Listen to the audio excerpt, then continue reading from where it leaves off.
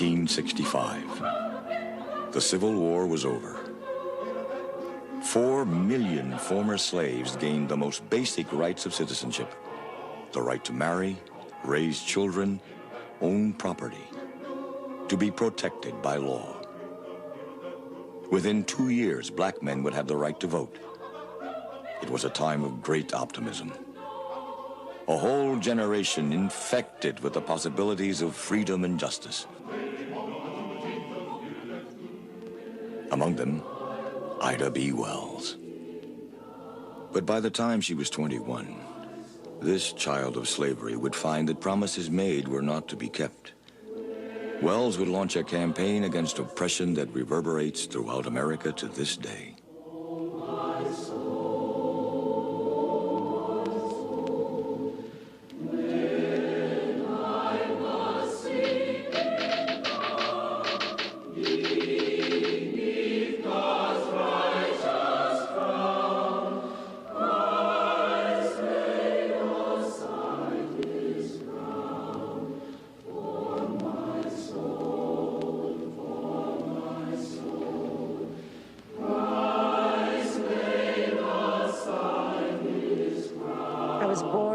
Springs, Mississippi, in 1862, before the close of the Civil War.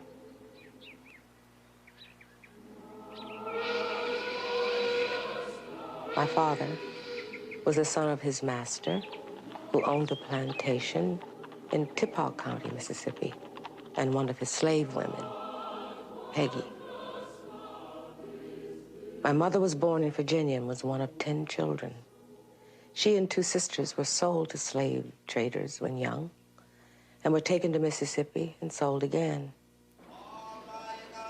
She used to tell us how she'd been beaten by slave owners and the hard times she had as a slave.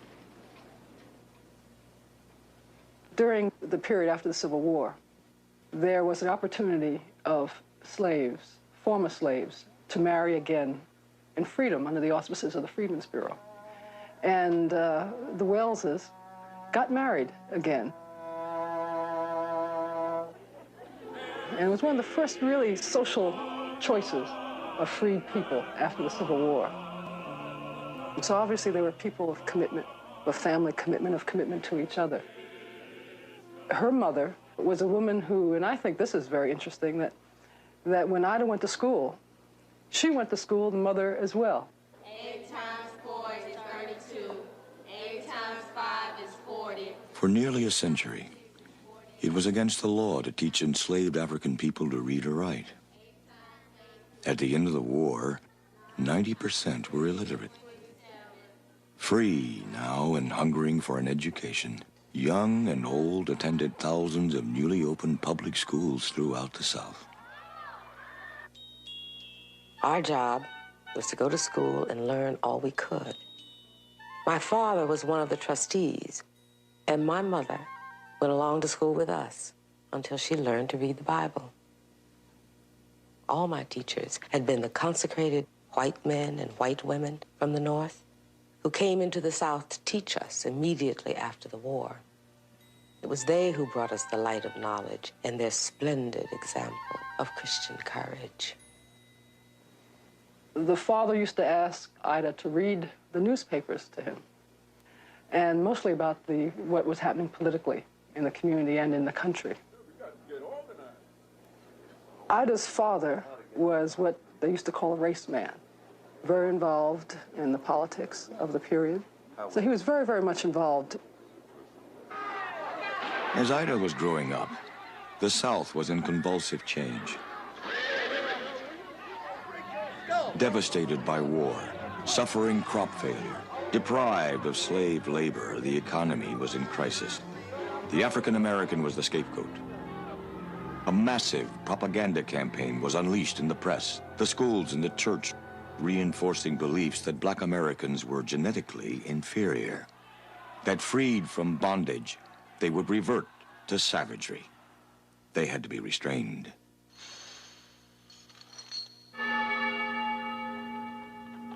But for Ida Wells, the first great challenge in life had nothing to do with race. In 1878, the Mississippi Delta was hit by a plague called yellow fever.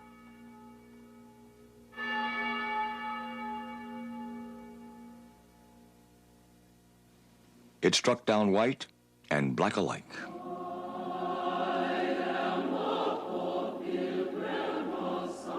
Ida's family, both her parents, who were involved in trying to help others who were dying in that epidemic, caught yellow fever themselves and died within 24 hours of each other. A young sibling died as well. And so, at the age of 16, Ida Wells found herself and her family orphaned. There are 3 other siblings. She was the oldest. And trying to decide, how to pull their life back together. And so some friends and also some family members gathered and decided to divide up the children to different friends and different family members. And also there was a young child who was crippled, and she, though, they felt would have to be institutionalized because no one wanted to take care of her. And Ida Wells said, and we go back to the influence of those parents, when she heard the plans, and she's 16 years old, she heard the plans and she said, my parents would turn over in their graves if they knew our family would be separated like this. I can't let it happen. And so that was the end of, in a very conscious decision, was the end of her childhood. She left school, made herself look older to get a teaching job.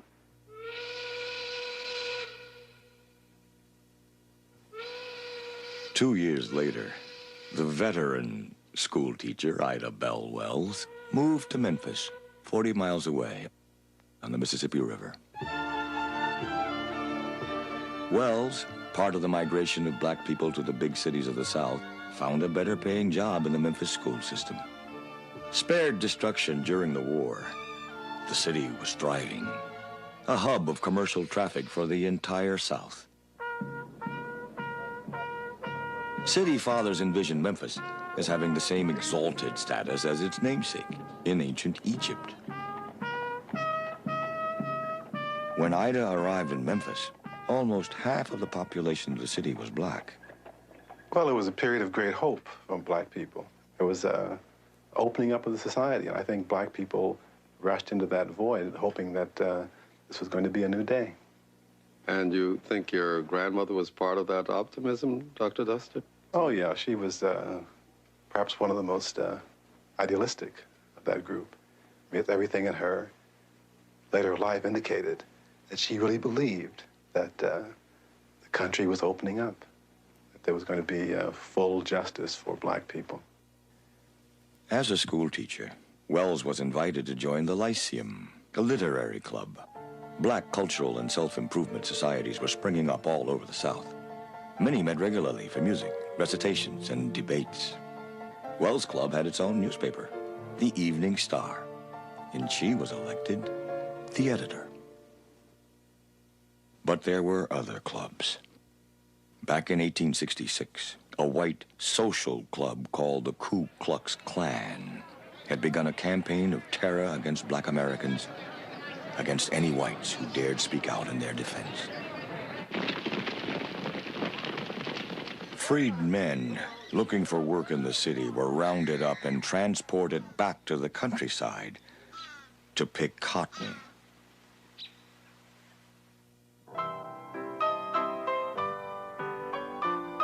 In spite of a continuing climate of hostility, a small black middle class had begun to emerge throughout the South.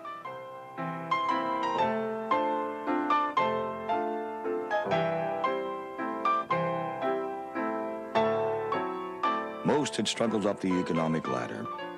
Many had served in the Union Army, some finally settling on small farms. There were black shopkeepers, landowners, doctors, lawyers, councilmen, and state legislators. But democracy would be deferred. The North soon lost interest in the plight of the black American. In 1877, the last of the federal troops were withdrawn from the South. Within 5 years, the Supreme Court overturned the federal laws that provided equality for African Americans. The states regained control of civil rights. The period known as Reconstruction was over. Southern states began to enact a series of laws to force the black citizen back into a subordinate class. A climate of intimidation was settling over the nation. A climate that was to radicalize the idealistic young schoolteacher, Ida B. Wells.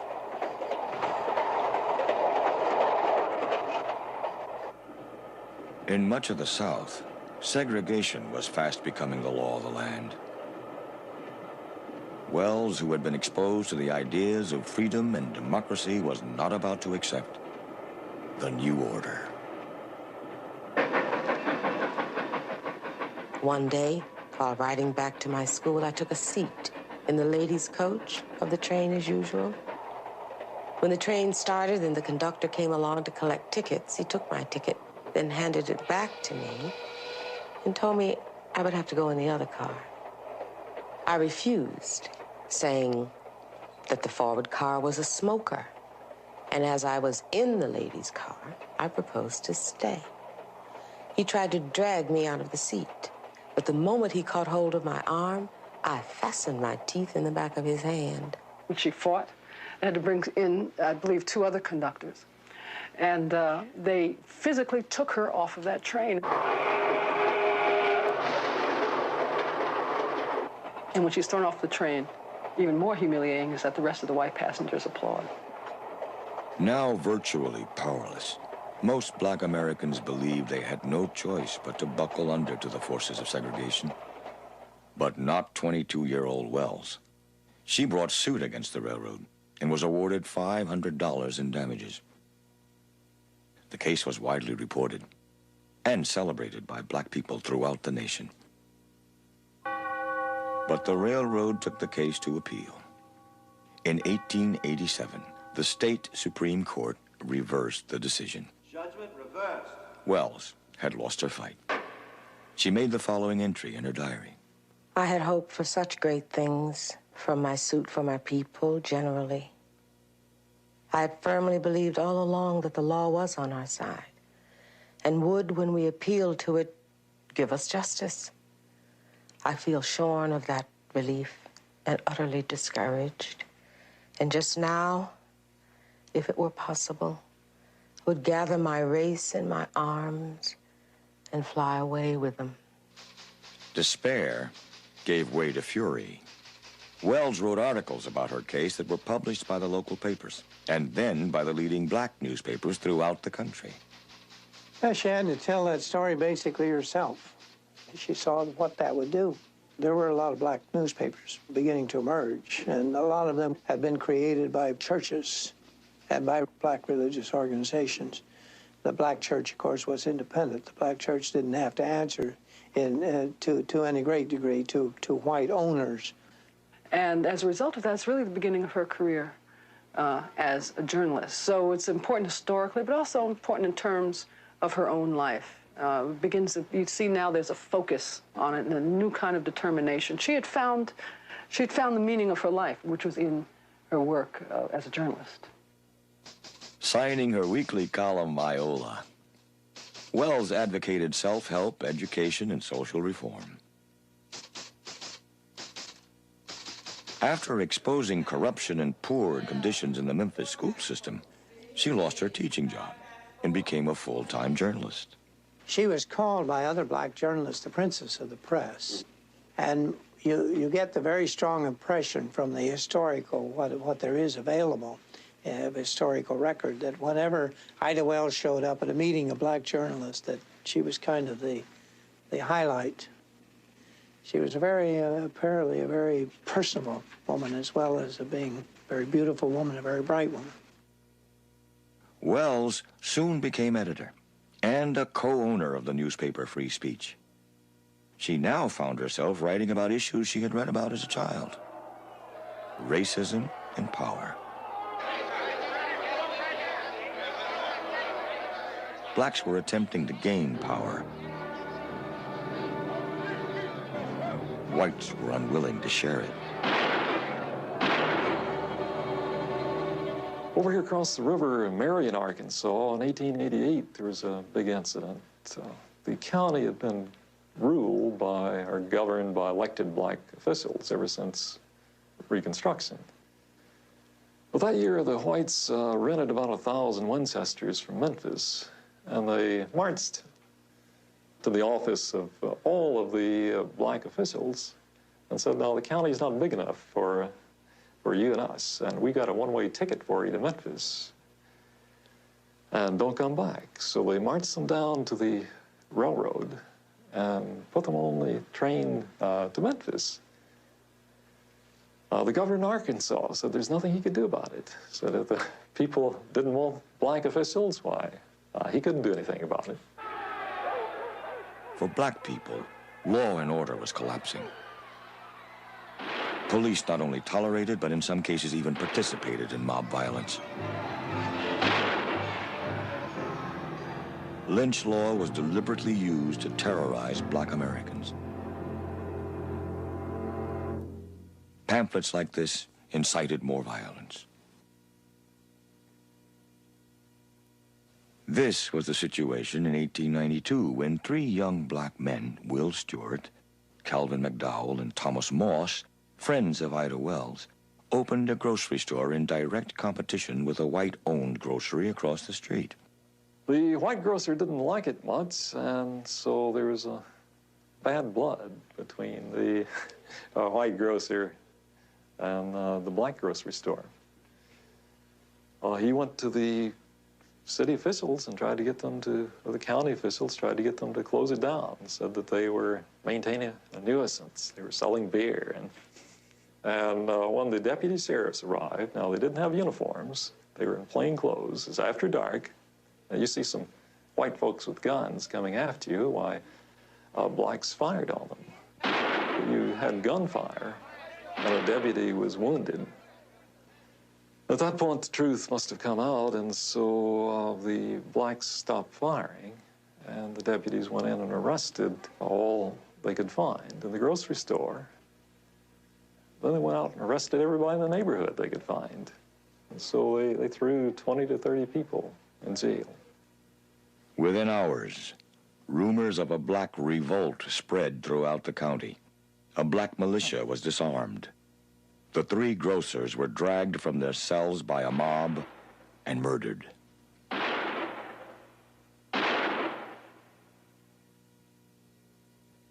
The killers were never brought to justice. Everybody in town knew and loved Tommy. An exemplary young man. He was married and the father of one little girl, Maureen, whose godmother I was. He and his wife, Betty, were the best friends I had in town. He owned his little home, and having saved his money, he went into the grocery business with the same ambition a young white man would have had. One of the morning papers held back its edition in order to supply its readers with the details of that lynching. It said that Thomas Moss begged for his life for the sake of his wife and his child and his unborn baby. That Calvin McDowell got hold of one of the guns of the lynchers, and because they couldn't loosen his grip, a shot was fired into his closed fist. There's a strong belief among us that the criminal court judge himself was one of the lynchers. The black community of Memphis was stunned. Wells retaliated with her pen. She wrote an editorial. The city of Memphis has demonstrated that neither character nor standing avails the Negro if he dares to protect himself against the white man or become his rival. The white mob could help itself to ammunition without pay, but the order was rigidly enforced against the selling of guns to Negroes. This is something that touched her not just as a woman who was sensitive to the injustices were being imposed upon blacks, but there was a personal note in it all that I think forced her to ask the question, am I willing to stand up to whoever may oppose me in trying to, in fighting for racial justice? Wells chose to fight. She also chose her weapons. There's therefore only one thing left that we can do. Save our money and leave a town, which will neither protect our lives and property nor give us a fair trial in the courts, but takes us out and murders us in cold blood when accused by white persons. Hundreds disposed of their property and left. Leading pastors took their whole congregations with them as they, too, went west. She said, leave. You know, this is that black migration to the Middle West, the Kansas and Oklahoma migration. Go to Kansas, go to Oklahoma. And many blacks left. And I think that's another reason that the power structure was angry with her, because she understood the economic and political strategy that they were using to intimidate blacks. And what she was saying is, you don't have to stay here and be intimidated, leave. And so the white businesses were in a panic that blacks had left. They were buying everything on the installment plan, and they just left everything. So the people were left. The restaurants were going out of business because all the black patronage was going. And you talk about the power of the pen and of her leadership to be the force behind thousands of black people. Leaving, and whatever Memphis represented to them was the only thing that they knew. It was where their roots were, where they were working, where their families were. And 6,000 people packed up their bags, went to the Oklahoma Territory. Of course, Ida Wells had gone there previously to sort of scout the place.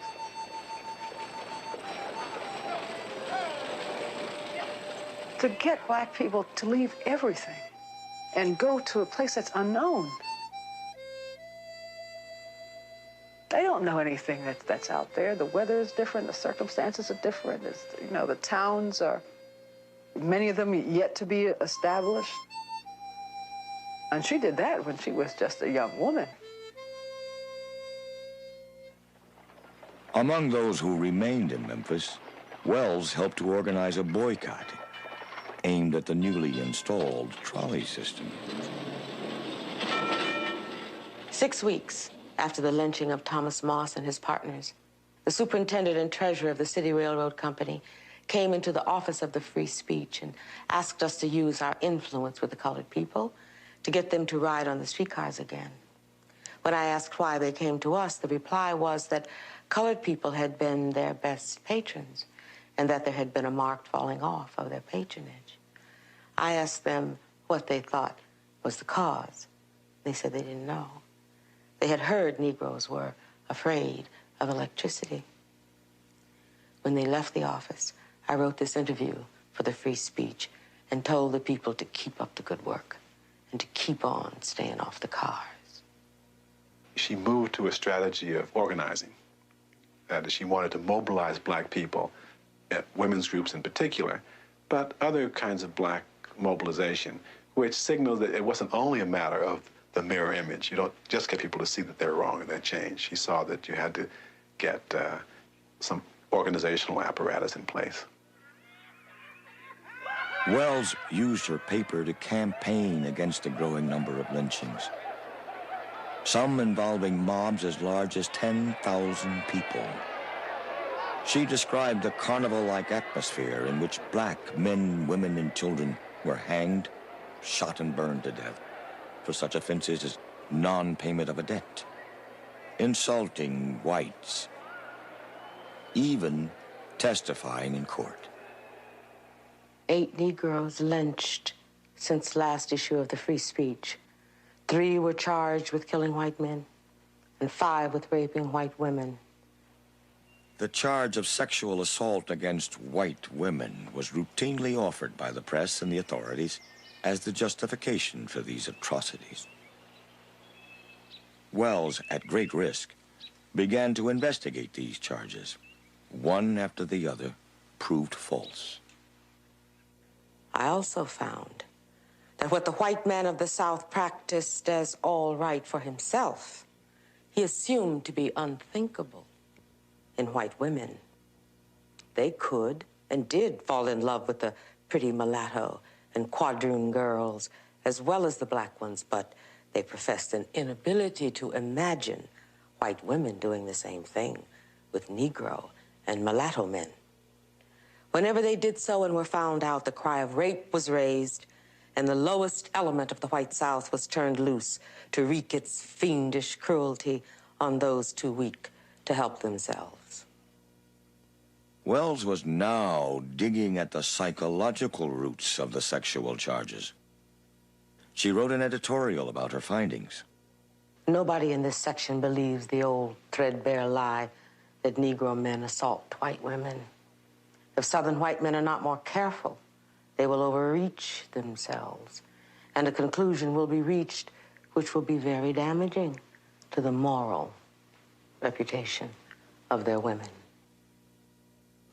Wells was raising an unspeakable issue, suggesting voluntary relationships between white women and black men. It was an inflammatory idea. Outraged, the white press of Memphis rushed to the defense of white womanhood. Edward Ward Carmack, the fiery editor of the Memphis Commercial, led the attack, claiming that the black sets aside all fear of death for the gratification of his bestial desires. The Evening Scimitar had even more to say on the subject. If the Negroes themselves do not apply the remedy without delay, it will be the duty of those whom he has attacked. Again, they're assuming that the writer of these editorials is one of the men associated with Ida Wells, to tie the wretch who utters these calumnies to a stake at the intersection of Main and Madison Streets, brand him in the forehead with a hot iron, and perform upon him a surgical operation with a pair of tailor's shears. Well, it's perfectly obvious what they were talking about there. I bought a pistol the first thing after my friend Tom Moss was lynched, because I expected some cowardly retaliation from the lynchers. I felt that one had better die fighting against injustice than to die like a dog or rat in a trap. I'd already determined to sell my life as dearly as possible if attacked. I felt if I could take one lyncher with me, this would even up the score a little bit. Wells was on a train headed for a conference in the East when the uproar over her editorial occurred. In New York, she learned that a committee of leading citizens had marched to her office, smashed the presses, and destroyed everything they could find. With a price on her head, Wells was now in exile. It would be 30 years before she would return to the South. Immediately, Wells was hired by the leading black newspaper, the New York Age, published and edited by T. Thomas Fortune, the dean of black journalists. By now, she was one of the most widely published writers in the black newspaper world. In the autumn of 1892, at the height of what was called the gay 90s, Wells stumbled upon an unexpected source of power: the black women's club movement. She was asked to speak at a testimonial given in her honor at Lyric Hall in Brooklyn, New York. Women came from as far away as Philadelphia and Boston. It was reportedly the largest gathering of black club women ever held.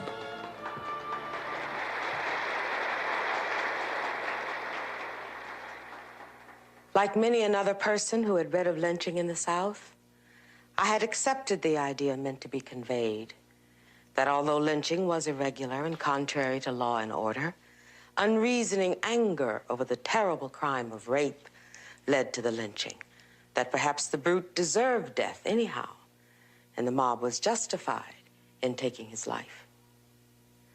But Thomas Moss, Calvin McDowell, and Will Stewart had committed no crime against white women.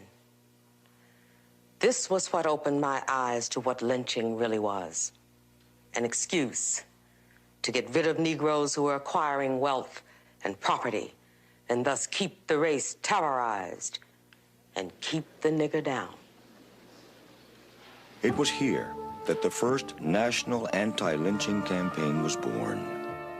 The women collected $500 to enable Wells to continue her investigations into the causes of lynchings and to publish her first pamphlet on lynching. During the slave regime, the Southern white man owned the Negro, body and soul. It was to his interest to dwarf the soul and preserve the body. The slave was rarely killed. He was too valuable.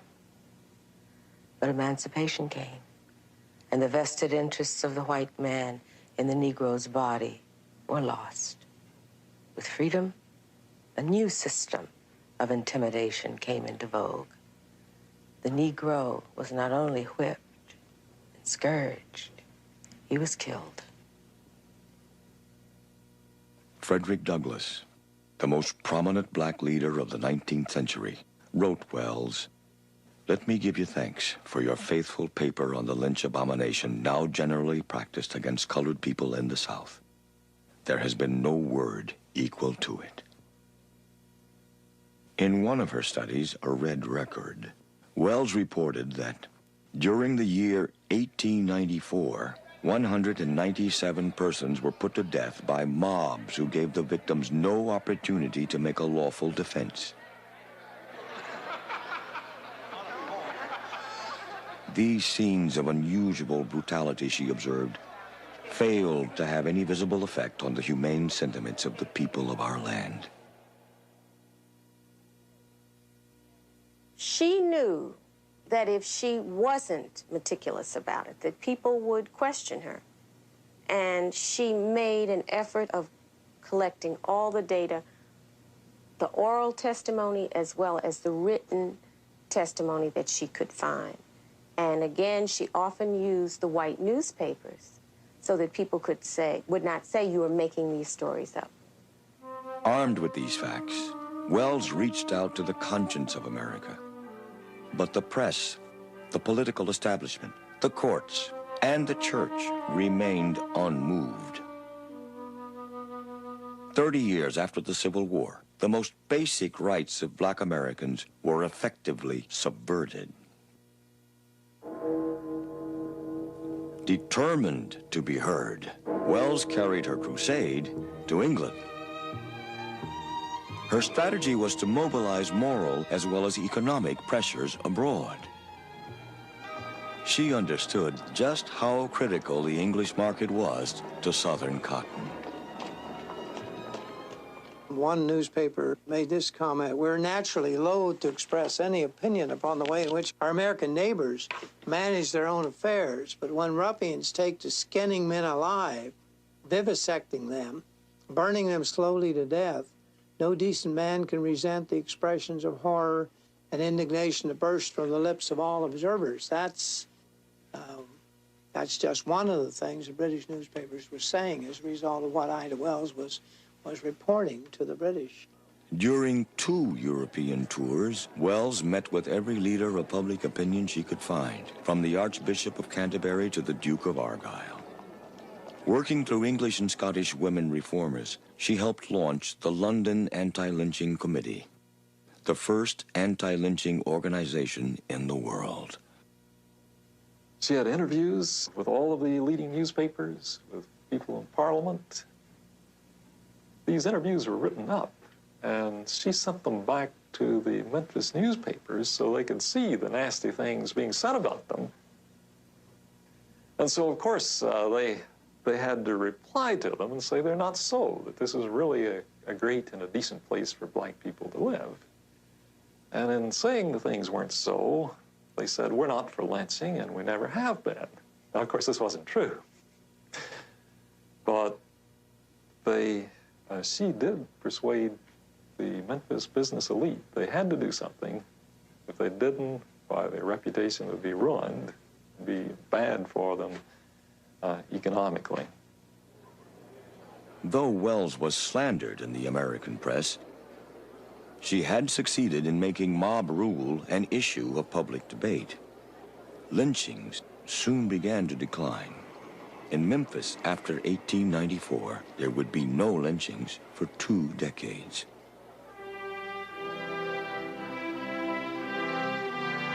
Returning home, Wells seized the occasion of the World's Columbian Exposition in Chicago in 1893 to continue focusing international attention on racial injustice in America.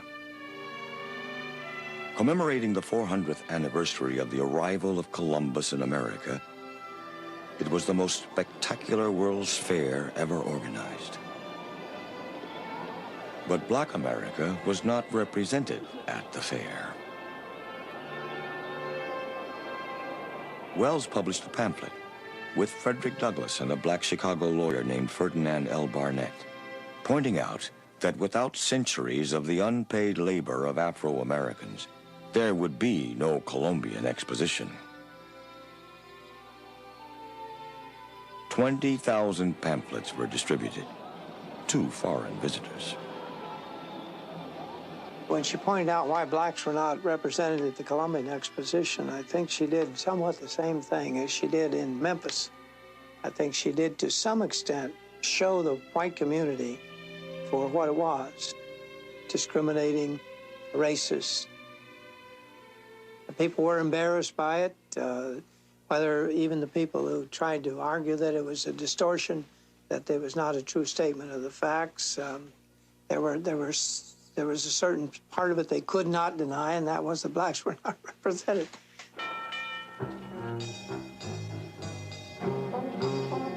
Wells settled in Chicago and continued writing. One of Wells' ongoing concerns was the unrelenting assault on the moral character of black women. She traveled about the country, speaking out on this and other racial issues. Some black leaders, mainly Southern ministers, had a problem with her militancy because they felt she was rocking the boat.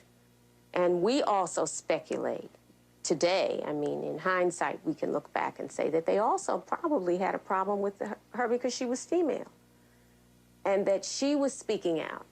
If they didn't have a problem with Frederick Douglass speaking out, but they definitely had a problem with her. Wells had 2 battles to fight: racism and sexism. She joined the suffragist movement, organized the Alpha Suffrage Club, the first black women's suffragist group in Illinois, and campaigned with Susan B. Anthony, Jane Addams, and other white women leaders.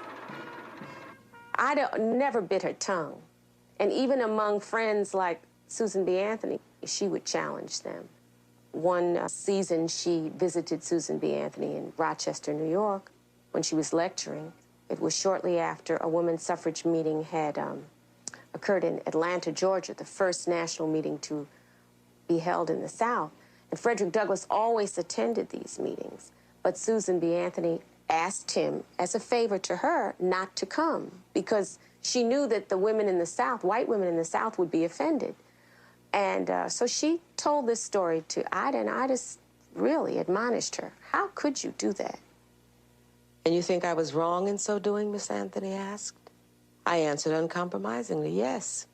I felt that although she may have made gains for suffrage, she also confirmed white women in their attitude of segregation. I suppose Miss Anthony had pity on my youth and inexperience, for she never in any way showed resentment of my attitude. She gave me rather the impression of a woman who was eager to hear all sides of a question. In the midst of this campaign, Wells made what some suffragists considered a radical move.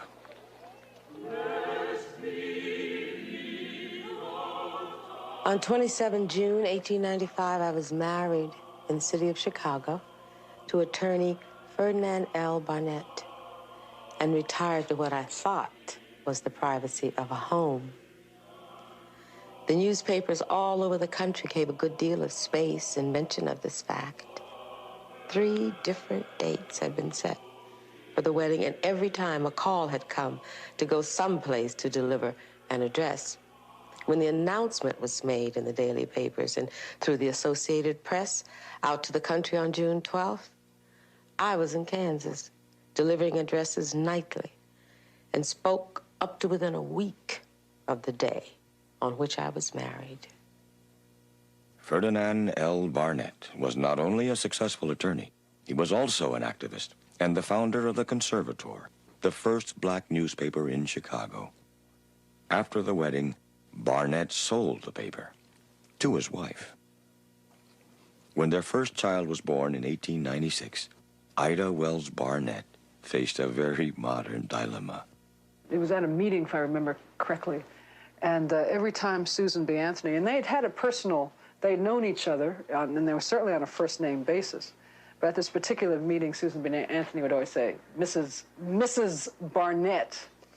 I noticed the way she would bite out my married name in addressing me. Finally, I said to her, Miss Anthony, don't you believe in women getting married? She said, oh, yes, but not women like you, who had a special call for special work. I, too, might have married, but it would have meant dropping the work to which I had set my hand. She said, I know of no one in all this country better fitted to do the work you had in hand than yourself. But since you've gotten married, agitation seems practically to have ceased. You have divided duty. Your 11-month-old baby needs you at home, and that makes for divided duty. Wells' activism was limited not so much by her growing family as by increasing opposition from conservative black leaders who were wary of her uncompromising attitude and widespread influence. At the turn of the century, there were two opposing forces in African-American politics. The radicals, led by W.E.B. Du Bois, William Monroe Trotter, and Ida B. Wells, fought every form of discrimination based on race. The accommodationists, led by the powerful Booker T. Washington, were eager not to offend the white establishment that supported them. Washington insisted that a segregated society would protect black Americans while generating jobs and economic self-reliance. Washington considered Wells a troublemaker. He moved to undercut her politically. She was probably the most uncompromising black leader, and maybe leader, that I have ever read about in this country. She never backed down from anything, even when other leaders did in various ways. And as a result, of course, she sort of ran afoul of everybody. Here's a woman who criticized William McKinley for not pushing anti-lynching legislation and went into the White House and told him so. In 1909, Wells was one of the founders of the NAACP, the National Association for the Advancement of Colored People. Even though the NAACP adopted most of Wells' anti-lynching strategies, she was maneuvered out of power in the organization. Wells was hurt and angered by this, but decided not to challenge her opponents. Wells focused her energies on the Chicago community, working with black women's clubs and grassroots organizations. She founded the Negro Fellowship League, which ran a settlement house in the slums of Southside Chicago for new arrivals from the South. Both she and her husband became deeply involved in state and local politics.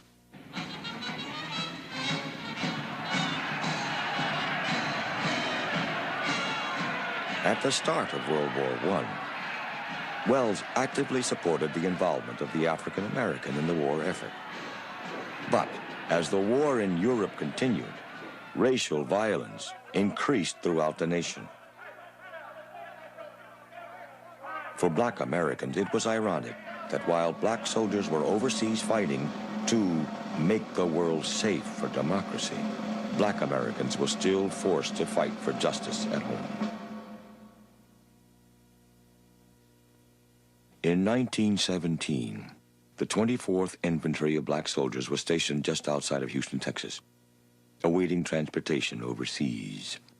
Fed up with the indignity of a Jim Crow army, with continued insults by the white population, with the abuses of the local police, 100 soldiers took up arms and marched on the city.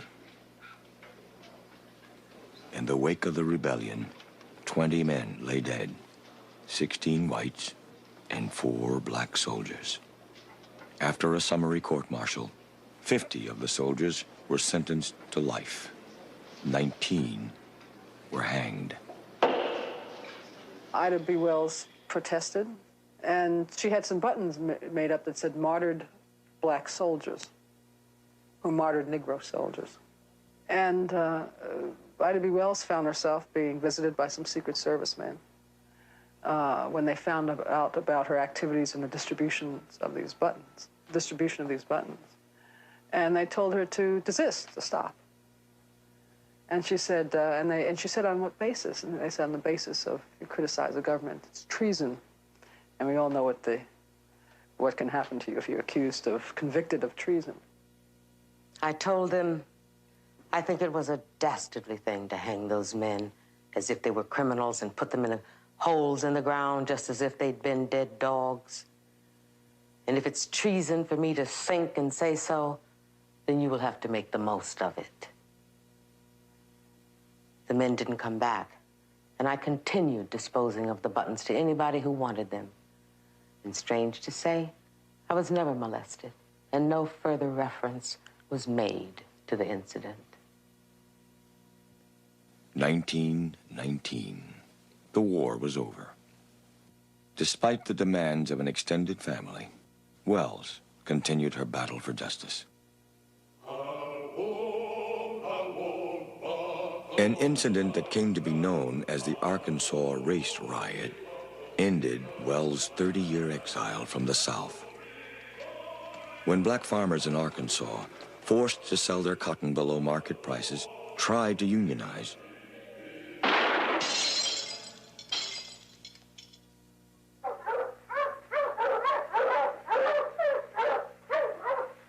whites fired on them at an organizing meeting. The farmers fought back. 5 whites and scores of black people were killed, many imprisoned.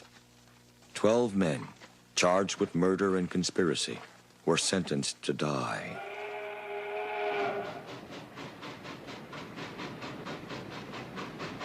Wells had been warned never to return to the South, but the plight of the black farmers brought her home. She was now a woman of 60. I took the train for Little Rock in 1922. Arrived there Sunday morning and went directly to the address that had been given me in the letter sent me by one of the 12 men. I made myself look as inconspicuous as possible, and thus had no trouble whatsoever in gaining entrance to the prison. The one guard on duty sat about 50 feet away reading the Sunday paper. When he looked up, he saw only a group of insignificant-looking colored women who had been there many times before, so he went on reading his newspaper. When we got up close to the bars, Mrs. Moore whispered, "This is Mrs. Barnett from Chicago." I talked to them about their experiences, asked them to write down everything they could recollect about the rioting and what befell each one of them. They were beaten, given electric shocks, and in every possible way terrorized in an effort to force them to confess that their union was actually a conspiracy for the purpose of murdering white people and confiscating their property. Then Mrs. Moore said, "Boys, don't you want to sing for your cousin?"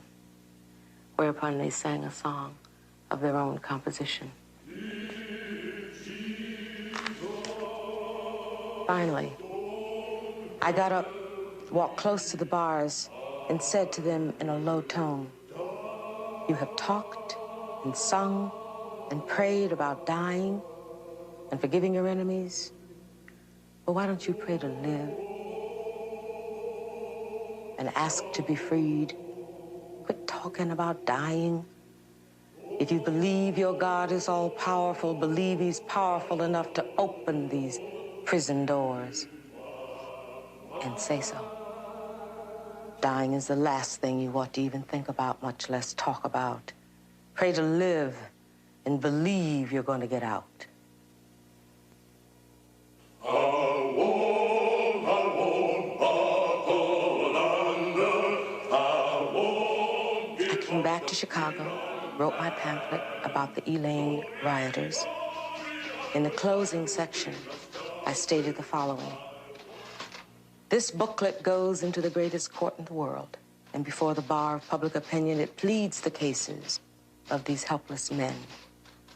Every reader is a member of that bar. And white people of Arkansas are the judges and jury to whom this appeal is made. The condemned men were released. In Wells's hands, the press became a powerful weapon against injustice. In the closing years of her life, Ida B. Wells wrote her autobiography, Crusade for Justice. She said, "The gallant fight and marvelous bravery of the black men and women fighting and dying to exercise and maintain their rights as freemen and citizens is a heritage of which our young people would be proud.